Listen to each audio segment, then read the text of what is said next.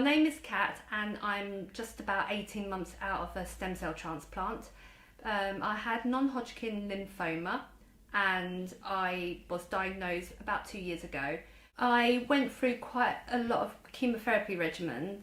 The first lot, Codox, IVAC, was quite tough on me, and that worked and put me into remission, but my remission only lasted about 3 months, if that. My consultant decided that the allogeneic stem cell transplant was best for me.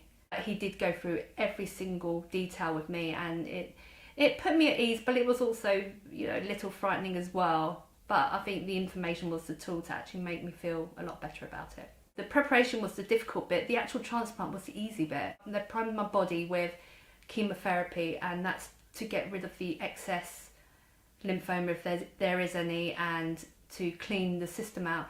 And I also had total body irradiation, which was done twice a day, 4 days in a row, which cleans out my bone marrow.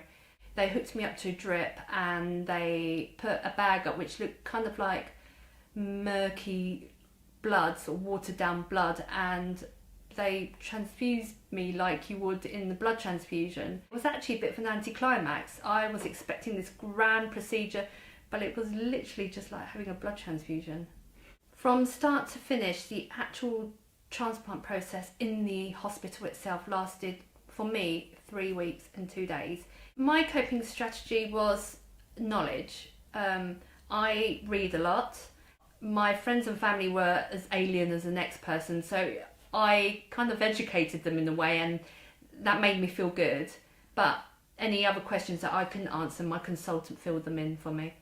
I was under the impression that my donor, I will never know anything about them till maybe 5 years later, and even then it's not guaranteed. What we know is that it was a female, 32 years old, and the donor came from somewhere in America. I was speaking to a friend actually yesterday, and he said, "Oh, well, you do know that San Francisco's got the highest population of Chinese people outside of China, don't you?" And I did know that, but I never connected that my donor could well possibly be from the Chinese community.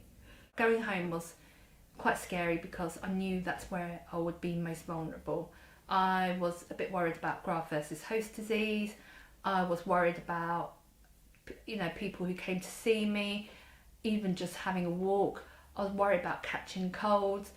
It was a little bit scary, but after about maybe a week at home with my family around me, I started feeling a bit better, and that I was more made of reinforced glass as opposed to glass that can shatter as soon as they drop me. So that's the analogy I made at the time. I do have a lot of checkups still.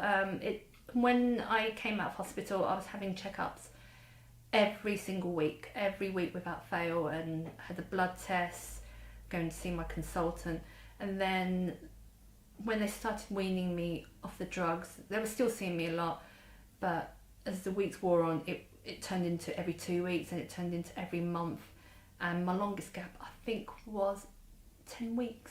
So not so much anymore, which is a bit of a relief, but I think it's a bit of a relief for my consultants as well, because to them, I can look after myself, and my new immune system is working.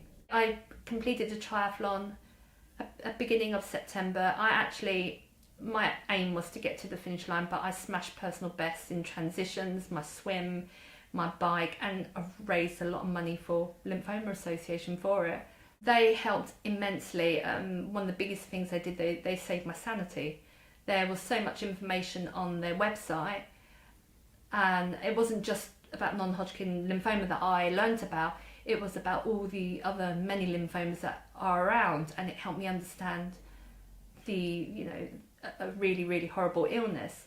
But one of the big things it did, it put me in contact with a lot of people who had been through it. There were people my age. I know they say that there's an average age of 50 or 60, I can't remember which one it was, that tend to be diagnosed with lymphoma, but I found people that were my age, had my interests, and that helped a lot because I didn't feel so alone in the world. And I don't think I could have found that anywhere else. I know I couldn't have found that anywhere else. It's made me feel really good as well, because now that I'm out the other end, I'm helping people who that were in the same position as me 2 years ago, and it feels good that I can use my knowledge and experience from it to help people. So, and that gives me kind of a purpose as well. Having gone through a stem cell transplant and surviving it, I have mellowed out so much. There's so much that used to matter to me that doesn't. My road rage has calmed down. I still get it, and it still annoys me that people can't park properly, but I have mellowed out a lot. But also I feel like I'm in more of a position to help people as well. And because I've got so much help from the likes of the Lymphoma Association and people who are in contact with the Lymphoma Association, that I can give that back, and I'm more than happy to do that, and it makes me feel even better about life, and that there's a good reason why I'm here.